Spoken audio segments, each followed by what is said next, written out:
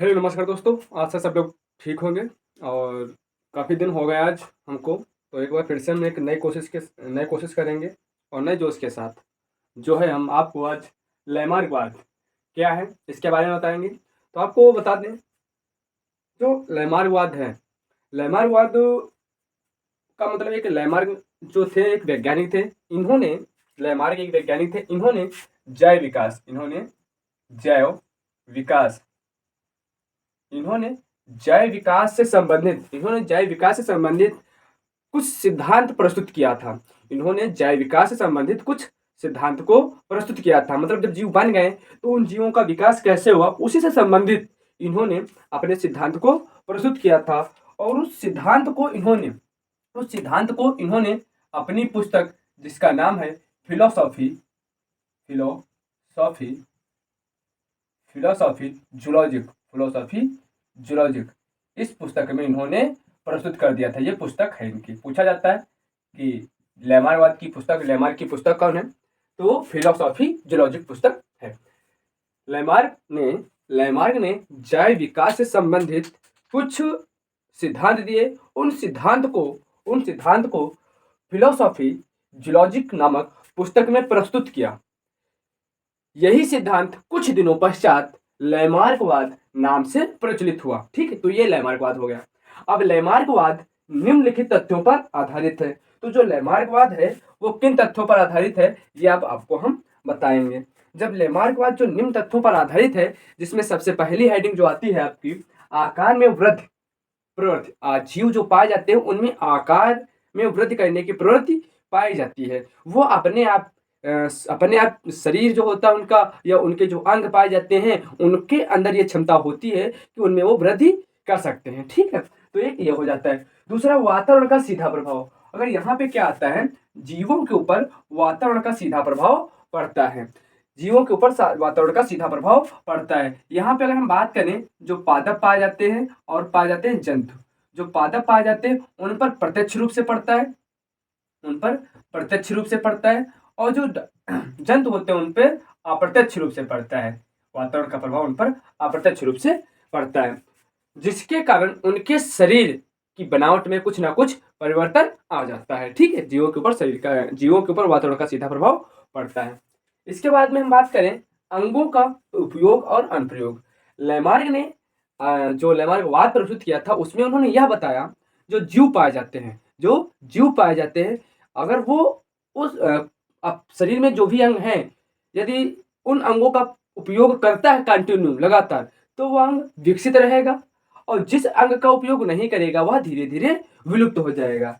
Lamarck के अनुसार क्या बताया, जिस जीव जो होता है जिस अंग का प्रयोग करेगा जिस अंग का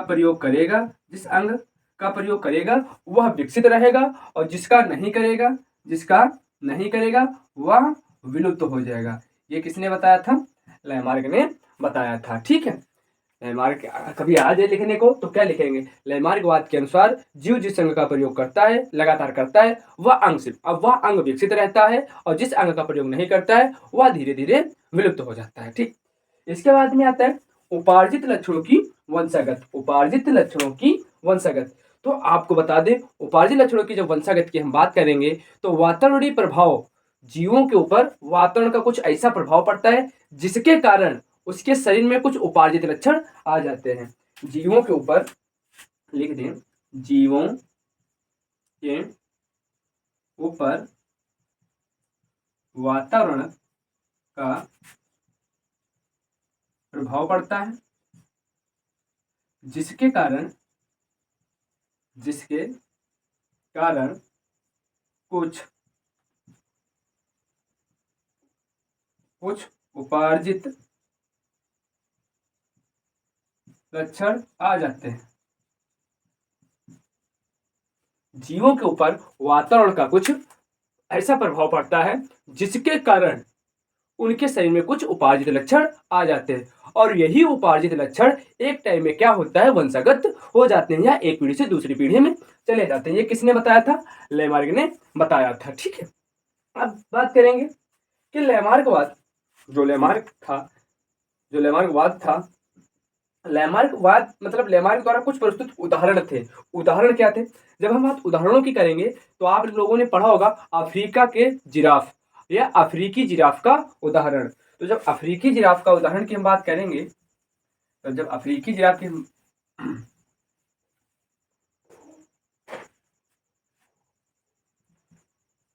अफ्रीकी जिराफ का उदाहरण, अब ये अफ्रीकी जिराफ का उदाहरण क्या था? तो अफ्रीकी जिराफ का उदाहरण ये था, इनका ये मानना था जो वर्तमान में अफ्रीका में जिराफ पाए जाते हैं, जिनकी गर्दन लंबी होती और अगली वाली टांगे भी लंबी होती। इनके जो पूर्वज पाए जाते थे, उनके आगे वाली टांगे छोटी और गर्दन भी छोटी होती थी। उन्होंने बताया कि जो अफ्रीका में जब जिराफ पाए जाते थे, जो अब वर्तमान में पाए जाते हैं, इनके पूर्वज जब वास करते थे, तो वहाँ की जलवायु में कुछ ऐसा प्रभाव पड़ा जिसके कारण जो मैदान समतल भाग की घास थी वह संपूर्ण रूप से नष्ट हो गई। तो उनको भोजन की पूर्ति के लिए ऊंची-ऊंची झाड़ियों को खाना पड़ा, भोजन के लिए खाना पड़ा। जब वो धीरे-धीरे वो झाड़ियाँ भी समाप्त हो गई, तो उन्होंने क्या किया, ऊँचे-ऊँचे वृक्षों को भी उचक-उचक कर खाना प्रारंभ कर दिया।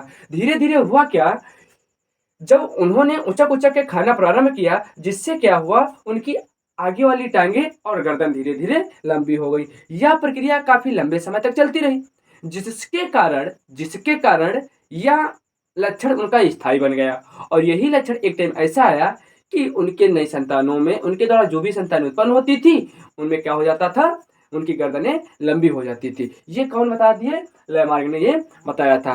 वास्तव में अगर बात करें तो ये सत्य नहीं है, लेकिन लैमार्क ने ये बताया था। तो क्या बताया था अपने पेपर में? अफ्रीकी जिराफ का उदाहरण लिया था कि वर्तमान में जो अफ्रीका में जिराफ पाए जाते हैं, उनकी जो गर्दनें हैं लंबी हैं और पैर भी आगे वाले लंबे, किंतु इनके जो पूर्वज थे उनकी आगे वाली टांगे और आगे वाली गर्दन लंबी नहीं होती थी। वातावरण का या जलवायु का कुछ ऐसा प्रभाव पड़ा जिसके कारण वहाँ पे उनको भोजन की पूर्ति के लिए ऊंचे-ऊंचे पेड़ पौधों को उचक-उचक को खाना भोजन को पूर्ति करना पड़ा, जिसके कारण क्या हुआ, एक टाइम ऐसा आया जो गर्दन थी वो लंबी हो गई, आगे वाली टांगे लंबी हो गई और यह लक्षण उनका जो उपाधि लक्षण बना, यह लक्षण उनका वंशगत हो गया। अंततः में हुआ क्या, एक नई जात मतलब ये कह सकते हैं एक नए प्रकार के जिराफ उत्पन्न हो गए। ठीक, और इसके बाद में यहाँ पे उदाहरण लेते हैं सर्पों की टांग वाला। सर्पों की टांग वाला लैमार्क ये कहते थे कि जो सर्प होते थे, सर्पों के वर्तमान में जो सांप पाए जाते हैं, इनके जो पूर्वज पाए जाते थे, उनमें टांगे पाई जाती थी, उनमें टांगे पाई जाती थी। और जब इनमें टांगे पाई जाती थी तो होता क्या था, ये झाड़ियों से होकर गुजरते थे और जब बिल में प्रवेश करते थे तो इनको रुकावट उत्पन्न होती थी, इनके शरीर में रुकावट उत्पन्न होती थी, या इनके पैर जब झाड़ियों या बिल में प्रवेश घुसते थे तो रुकावट पैदा करते थे। तो हुआ क्या, इनके जो पूर्वज थे वर्तमान में जो सांप पाए जाते हैं, उन उन पूर्वजों ने उन पैरों का उपयोग करना बंद कर दिया। जब उन्होंने उपयोग करना बंद कर दिया तो धीरे-धीरे क्या हुआ, वो पैर विलुप्त हो गए। धीरे-धीरे क्या हो गए, वो पैर विलुप्त हो गए, जिससे क्या हुआ, जो वर्तमान में सांप हुए, ऐसी संतानें बन गई। अच्छा, आपके समझ में आया होगा लैमार्क वाद क्या था? फिर से हम बता दें। लैमार्क ने क्या किया था, जैव विकास से संबंधित कुछ सिद्धांत को फिलोसॉफी जियोलॉजिक पुस्तक में प्रस्तुत किया था। यही सिद्धांत कुछ समय पश्चात लैमार्कवाद नाम से प्रचलित हुआ। वो कितने तत्वों पर आधारित था? ये इतने तत्वों पर, 4 तत्वों पर आधारित था। ठीक, आज से समझ में आया होगा। इसके बाद में हम अगर हम बात करें, यहाँ पे और क्या आता है, तो यहाँ पे आता है लैमार्कवाद की आलोचना। लैमार्कवाद की आलोचना। देखो भैया, लैमार्कवाद की आलोचना का मतलब क्या हुआ, कुछ दिनों पश्चात में हुआ क्या, अनेक वैज्ञानिकों ने जब रिसर्च किया या प्रयोग किया तो उन्होंने देखा कि ये जो लैमार्क बता के चले गए थे, ये क्या इसमें सही है या गलत है। तो इसमें बहुत वैज्ञानिकों ने जब अध्ययन किया, इनकी अवधारणाओं पर विचार किया, जो अवधारणाएं थी, तो अंततः में यह निष्कर्ष निकला कि यहाँ से कहीं ना कहीं पे जो यह उपार्जित लक्षणों की वंशागत का दे दिया था, अवधारणा दे दी थी, यह गलत सिद्ध हुई। इसके लिए एक वैज्ञानिक आएंगे और उन वैज्ञानिक का अगर हम बात करें, वीजमान वीजमान वीजमान वैज्ञानिक आएंगे और वीचमन वैज्ञानिक करते क्या हैं, जो चूहे होते हैं, चूहा चूहे की शिशुओं की पूंछ काटते हैं लगातार 20-22 पीढ़ियों तक। 20-22 पीढ़ियों तक चूहे की पूंछ काटते हैं और उनके मध्य में क्रॉस कराते हैं। जो भी संतानें आती हैं पूंछ काटते हैं, क्रॉस कराते हैं, ऐसे लगातार 20-22 पीढ़ियों तक यह क्रिया करते चले जाते हैं। अंततः में उनके हाथ कुछ नहीं लगता है। कुछ लगने का मतलब यह था कि ना तो चूहे की पूंछ पतली होती है और ना ही मोटी होती है और ना ही वह विलुप्त होती है। ये क्या था, लैमार्कवाद की आलोचना कि मतलब ये जो इन्होंने ये अवधारणा दी थी यह गलत साबित कर दी थी। किसने? लैमार्कवाद की आलोचना में वीचमान नामक वैज्ञानिक ने। ठीक है, इसके बाद में यहाँ पे आएगा नव लैमार्कवाद। यहाँ पे आएगा नव